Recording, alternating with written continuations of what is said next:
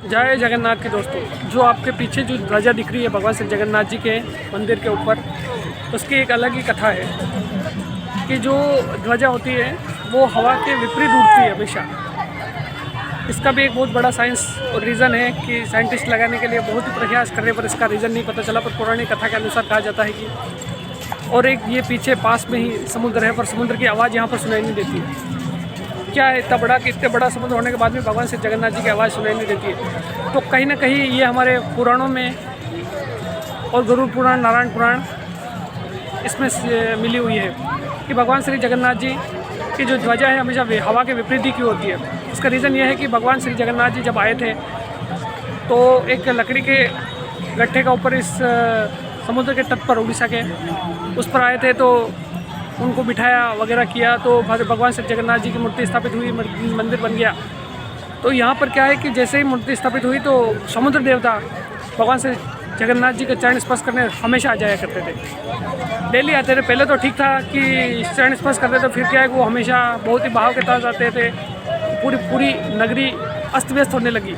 हर बार पूरी नगरी में पानी बाढ़ आ जाती तो अस्त व्यस्त हो जाती। भगवान श्री जगन्नाथ जी ने बजरंगबली को कॉल किया कि हनुमान जी आप आइए और इस समुद्र देवता को रक्षा कीजिए, मतलब आप बैठ जाइए, तो आप समुद्र देवता यहाँ पर नहीं आएंगे। तो फिर समुद्र देवता की और हनुमान जी की डील हुई कि जब तक मैं यहाँ खड़ा रहूँगा तब तक आप पुरी में प्रवेश नहीं कर पाएंगे। ठीक सा ये बात तो होगी। एक बार क्या चल रहा था कि हनुमान जी वहाँ पर खड़े थे और पूरी नगरी में श्री राम कथा हो रही थी। तो उस राम कथा को सुनने के लिए हनुमान जी दौड़े आए, रहा नहीं गया। और जैसे ही वो आए तो केवल उनकी ये डील थी कि आप जब तक खड़े रहोगे तब तक समुद्र देवता पुरी में एंट्री नहीं लेंगे। पर जैसे ही गए और उसी के साथ पूरी नगरी के साथ साथ मतलब पूरी वो बहा के ले गए फिर समुद्र देवता ने। तो फिर जगन्नाथ जी को भी गुस्सा आ गया कि मैंने बोला था और आया नहीं। फिर जगन्नाथ जी स्वयं चलकर समुद्र के किनारे, जो मैं बेड़ी हनुमान जी गया था वहाँ पर हनुमान जी को गए और हनुमान जी को सोने की बेड़ियों में बांधा और कहा कि अब जो भी है तेरे को यही रहना है और हमेशा पूरी नगरी की सुरक्षा करनी है। फिर उसके बाद क्या हुआ कि समुद्र देवता तो शांत हो गए, पर क्या है जैसे ही समुद्र की आवाज़ आने लगी तेज, तो भगवान श्री जगन्नाथ जी सोते नहीं।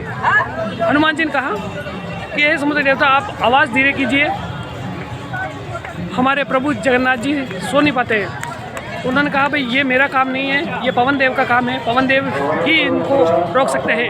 तो फिर हनुमान जी ने कहा हे पवन देव, हे पिताश्री आप यहाँ आना बंद कीजिए जिससे कि हमारे प्रभु श्री जगन्नाथ जी आराम से सो सके। तो बोला कि हनुमान ये तो हो नहीं सकता है, पर मैं एक चीज़ कर सकता हूँ कि मैं हवा के विपरीत दिशा में आऊँगा, जिससे क्या है कि समुद्र की आवाज़ नहीं आएगी।